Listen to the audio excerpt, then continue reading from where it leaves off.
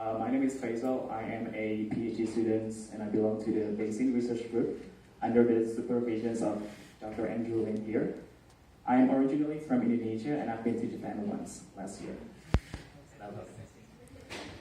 So first thing first, I would like to say hi to the group from the Shinshu University. Welcome to Taiwan for Professor Liang and the 7 of the students. It's such an honor for us to have you here.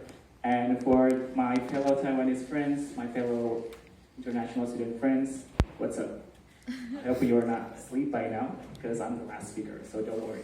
You have to be excited, okay?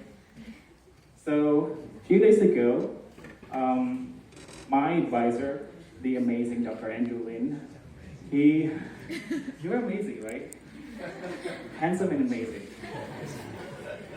He invited me to become one of the speakers for today's event, talking about life and study in Taiwan from the international students' perspective, which I believe that will be beneficial for you, any Shinshu University students, if you plan to come here as an exchange student. When he offered me this opportunity, I was perplexed because I thought they are better international students to deliver a talk like this, but then realizing that I've been here more than 3 years, so I guess I need to have a payback to the community. So that's why. And also, being a graduate student, of course, you cannot say no to your advisors, so that's why I'm here. Thank you.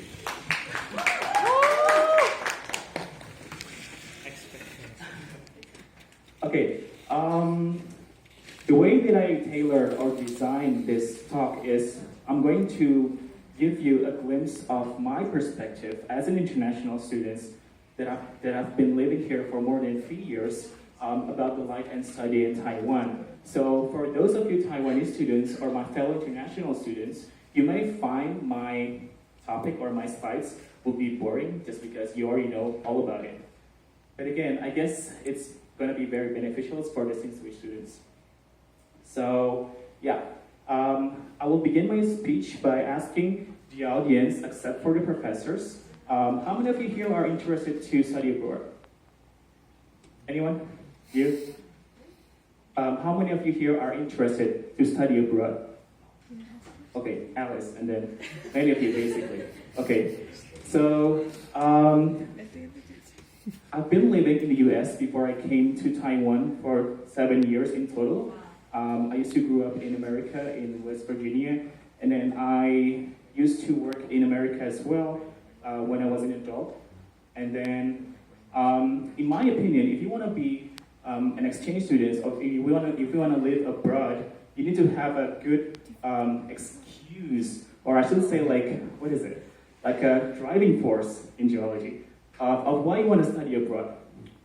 When I was young, I'm the youngest in my family, and also the youngest grandson in both families, from my father and my mother. So you can maybe guess that when I was young, they pay lots of attention to me because I'm the youngest grandson and being the youngest sons as well. Although I like it so much when I was young, but growing up, when I was a teenager, I was so jealous with my brother and sisters because they have the opportunity to explore the world. My sister, for example, she went to different high schools outside from where we live, and then she went to different universities very far from where we live.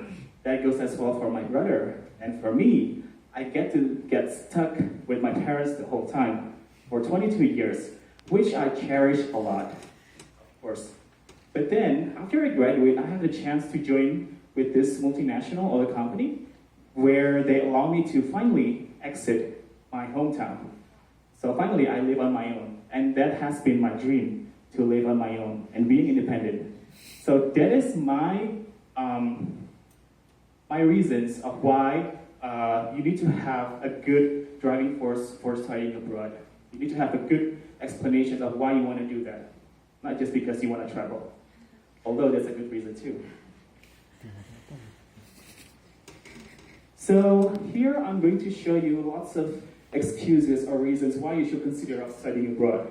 So the first reason is because you can see the world from a different perspective. When you are outside of the world, when you are outside of your comfort zone, like you are staying away from your family, you will be able to see the different perspective, the different cultures, the different behavior from different countries. And then the second is you may experience the different style of educations. So here I'm going to share to you about the different styles in educations between America and Asia in general. In Asia in general, whether it's in Taiwan or maybe in Japan or maybe in Indonesia, in my country, the educational style is pretty much like very conservative, where you have the professors lecturing you in the class for 2 hours straight, and you gotta listen to him and or her, and you gotta write down everything, right? But in America, and I believe Alice also has experienced this, is that they combine, they are more into the creative thinking. So not only that they give conservative lectures, but also they also have some group projects. They also went to the field, they need to make measurements in the lab, and then by the end of the class, they need to present it in front of the class. So I think that's the very basic different style of education between Asia and America. I remember the first time I come to Taiwan, I took a class in National Taiwan University, and it's called the Gas Geochemistry class.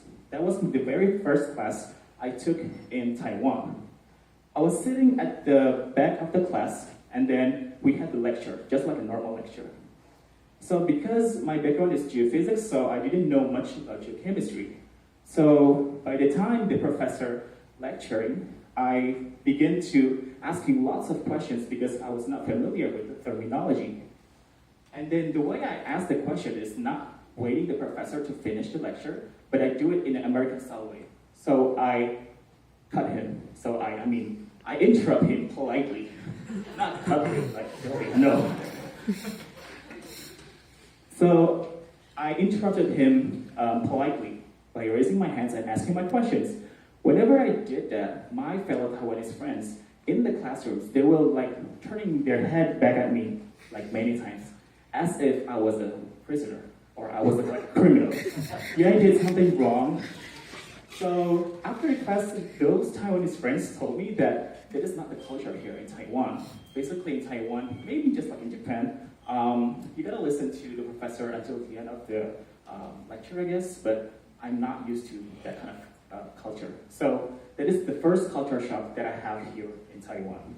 And yes, being an exchange student will have you being exposed to the culture shock as well, because the cultural differences between two different countries will be pretty serious sometimes.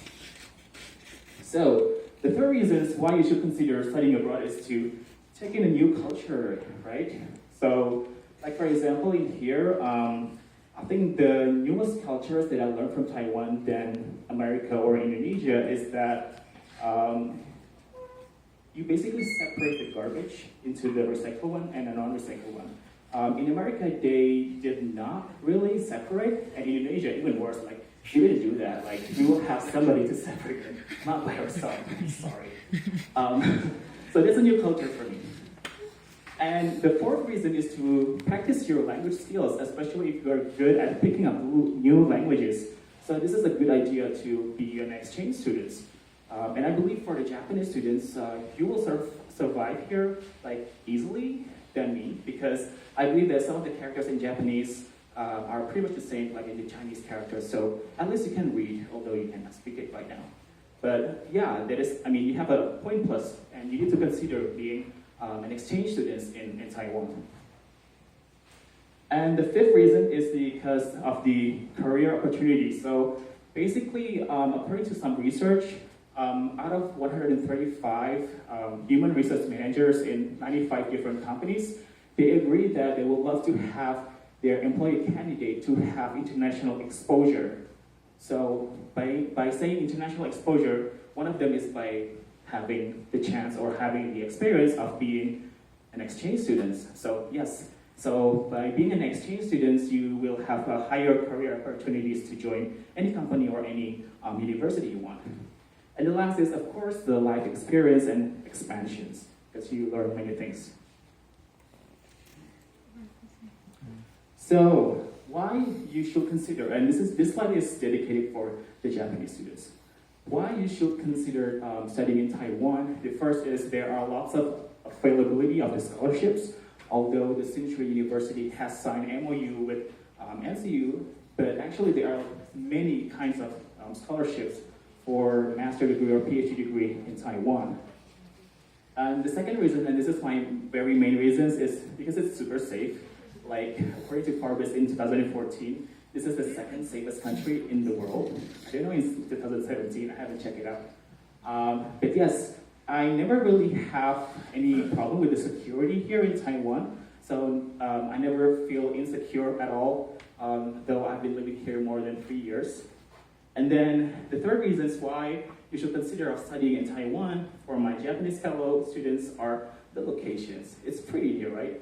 When you get homesick, you can just go away for like, for like a short time. Maybe like during the weekend, you can do that. It's just 2.5 hours, right? Somebody told me that. For myself, it's not that far too. It's just only 5 hours, 6 hours away from Indonesia. And then the fourth reason why you need to consider studying in Taiwan is because of its high standard of living quality. So pretty much, Taiwan is pretty much almost the same like Japan. So this country has a good infrastructures, communication, public and medical systems, one of the best in the world, in fact. And yeah, so it's just fascinating to be able to live in Taiwan. And the last reason, and this is the second reason why I study Taiwan, is the availability of the research topics. Now, I believe that on Monday, you will be introduced to many labs in our Earth Science department, so you will get to know more about the possible research topics by Monday. But now, I'm going to introduce to you my research topics. So this is my personal PhD research topics. I have two big, I will say, projects of my PhD topic. The first is, I was working on the gas hydrate exploration project in Lower Fangliao Basin. It is situated in the southwestern part of Taiwan. So here we are in here in Taoyuan, and this is just a zoom in of the regional scale, regional area of Taiwan. The outer area is located in here, so we have the development of the deformation fronts, wave fault, and whatnot. So my area is situated here in a small, tiny area. It is about 60 square kilometers, and then it is characterized by the development of prominent muddy piers controlling the distributions of gas hydrates along this area. So in this area, we employed 3D seismic data, and then we come up with some good prospect. I'm just going to show you one of the prospect here. So we have this blanking reflections. We interpret it as the muddy piers, and also we have a different series of hemipelagics and also cross-cutting channels as well. So after interpreting that, we can come up with a good idea of how the gas hydrate systems has been developed over the time. And then I'm going to move on to, next is, after describing the gas hydrate systems within the area, I began to also looking about the anomaly of the heat flow of the area, because in my study area, the depth for the bottom simulating reflectors, which is one of the good indicator for detecting gas hydrates, is pretty deep compared to the other area. So as you can see, the color here is green, but then in the upper slope, they are pretty much blue. So what's going on here? So we convert that BSR depth into heat flow values. So turn out we have a pretty low heat flow values. So what's going on here? Like, why we have such this anomaly in the upper slope? We postulated the possibility of having Paleo-Alpine Canyon being run through the lower Fangliao basins, and that Paleo Canyons basically deposited highly water saturated of sandstones. So because of the West Virgin thrust of the collisions, as well as the high sedimentation rate, the sandstones was not able to expel the water properly enough at the same time. So the area can be considered as a cold basin because we have lots of water, and that's why you have such a low BSR as well as such a low heat flow value. All right, my second project is something not related to gas hydrate at all, but it is something about the tectonic reconstructions and of the Quaternary wedge in southwestern offshore Taiwan. Here, what I did is I need to process some seismic lines, and basically after that, I need to convert into the depth sections, because when you want to reconstruct the tectonics, you have to have a depth domain, not in a time domain. And then after doing that, I would love to reconstruct the tectonic history of the Quaternary wedge by using some balanced cross sections and basically just trying to reform it, just like this one. This is the ideal case. So the output of my second project is basically trying to understand not only the slip rate, but also how the deformations occurred in the southwestern Taiwan, and hoping the outcome can be used to kind of like a guidance for the future possible geohazard in southwestern Taiwan. All right, so let's leave the serious part and move on back to the more fun part about Taiwan. So here I'm going to share to you about what I expect and why I didn't expect of living in Taiwan before I came here. What I expect about Taiwan. So basically Taiwan, for us Indonesians, whenever we heard about Taiwan, Taiwan equals to high technology, basically like that. So it is basically a good place for the high technology industry. You have lots of semiconductors industry here. You have Asus and Acers being produced here as well. Even my cell phone right now is Asus. So I converted from Sony to Asus just because I live in Taiwan. And the second thing that I heard about Taiwan when I was in Indonesia is that it is a country that is prone to the earthquakes. I recall the times back in 2006, Taiwan had this, Tongchun earthquake, which disturbed and just destroyed many of the subsea optical cable. And then basically, you made it to the news, the local news in Indonesia. So yeah, that's why I know about that disaster. And the last thing is, when I heard about Taiwan, I always think about many popular Taiwan pop songs. When I grew up, I listened to Jay Chou a lot. So still right now, I sometimes listen to him. And of course, many Taiwan dramas, which were like very famous in Southeast Asia in general. So like the Taiwanese drama like the Meteor Garden, the hospitals and whatnot. So yeah, I grew up watching them. So for the next few slides, I would like to share to you what I didn't expect at all of living in Taiwan. So this is what I expect, and what I didn't expect. The first is, you are in Taiwan when?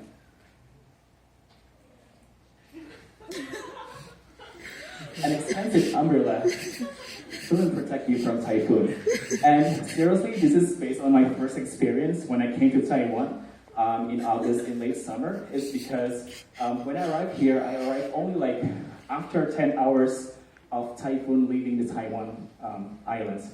So during the times it was having a torrential rain and then gusty winds and whatnot. And then I went to the supermarket to buy an umbrella because I didn't bring one from my country, and it cost around 500 new Taiwan dollar. And in my opinion, it's very expensive. I don't know in Japan, like, is that expensive? Yeah, so you know how I feel, right? So it's quite expensive. So I went out from the supermarket, and then it was raining hard, and then I want to try my new umbrella. What happened is it was just blown away by typhoon. So I lost my 500 new Taiwan dollar within like 1 second. This is the clue when you are living in Taiwan, okay? Next one.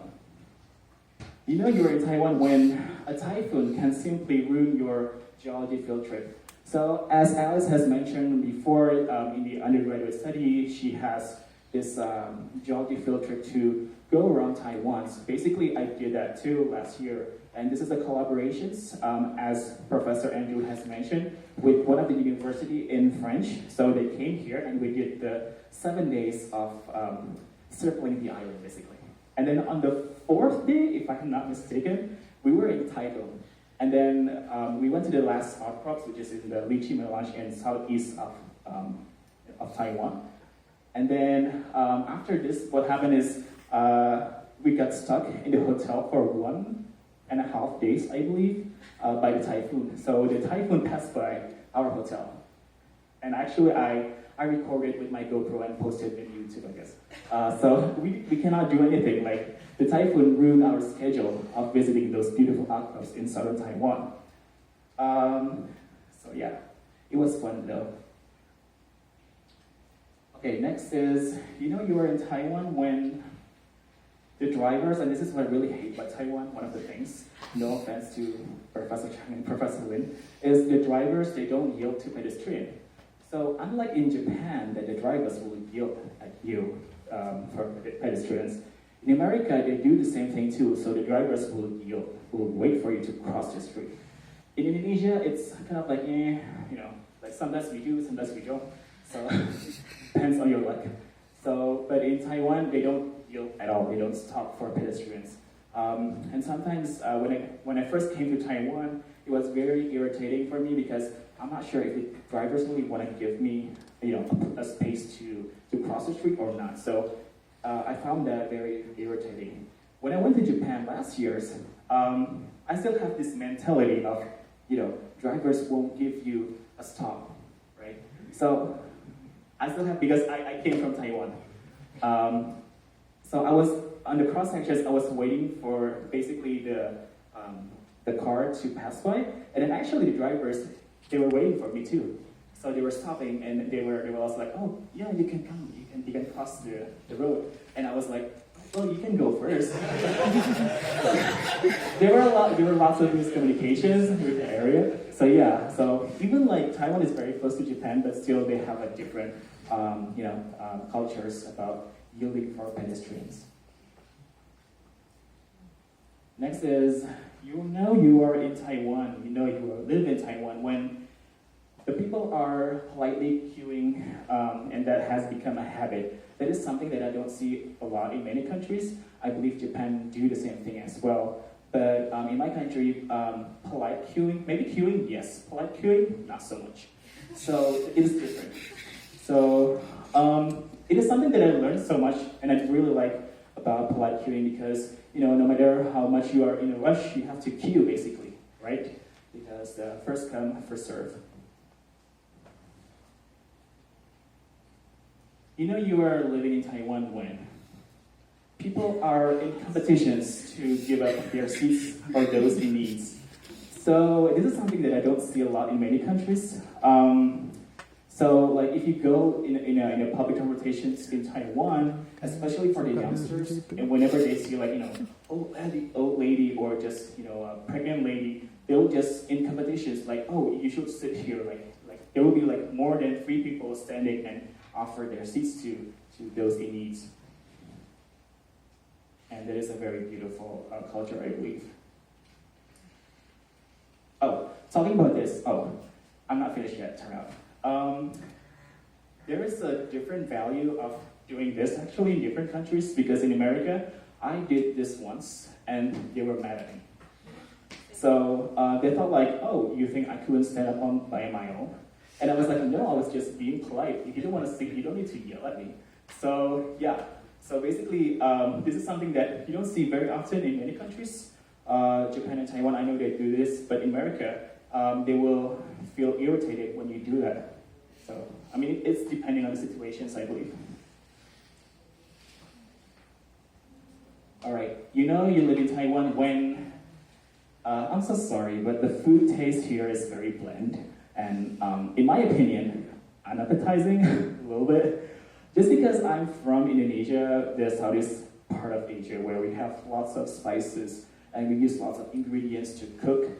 And when the first time I came to Taiwan, I thought the food tastes very bland. I thought maybe I was sick or whatnot. And it turned out it tastes bland for the rest of my 4 years here. So, I mean, yeah. What can you say? In Japan, the food tastes a little bit better, I guess. So, yay. Okay, you know you're in Taiwan when... This is my favorite food, by the way. You can eat something for breakfast, which I had it this morning. So, even though the taste of the food itself in Taiwan is pretty bland, but still there are some few foods that I really adore, and one of them is something, my favorite. It's basically a pancake, and then they fill everything with, you know, meat and vegetables, eggs, and whatnot. I guess in Japan you have this too, no? Oh, that's one.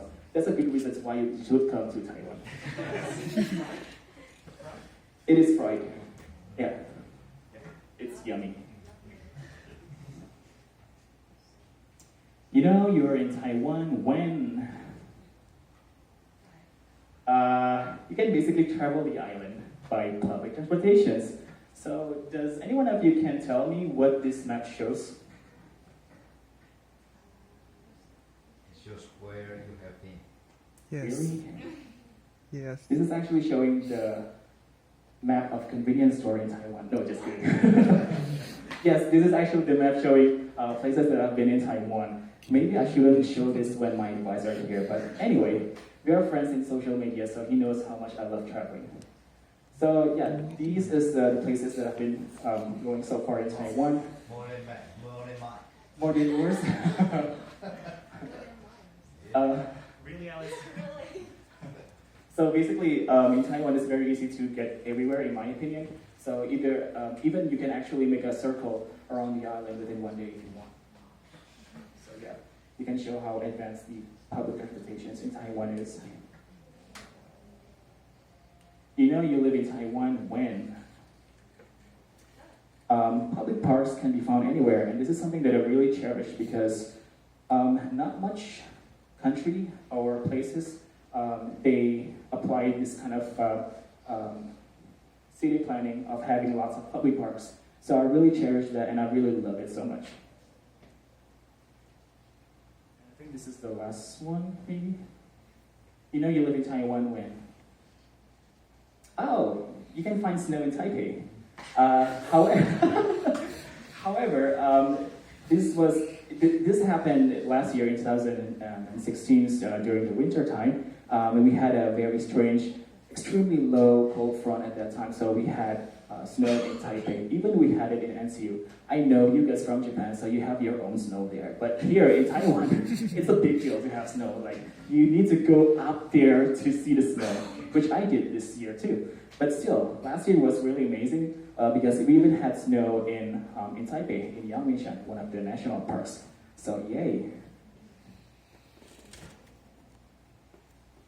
Okay, but regardless of what I've said, regardless about the story that I've said to you about my journey in life and my study in Taiwan, it is not until that you become exchange students, it is not until that you leave abroad that you can make your own story.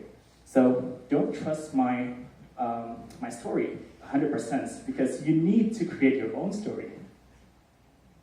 So your studying abroad will be the story of your life. That's the end of my talk. Thank you so much.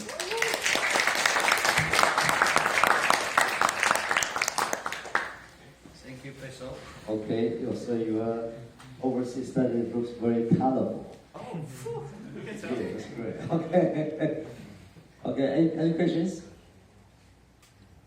Okay, if there's no, thank you, Peso. Thank you.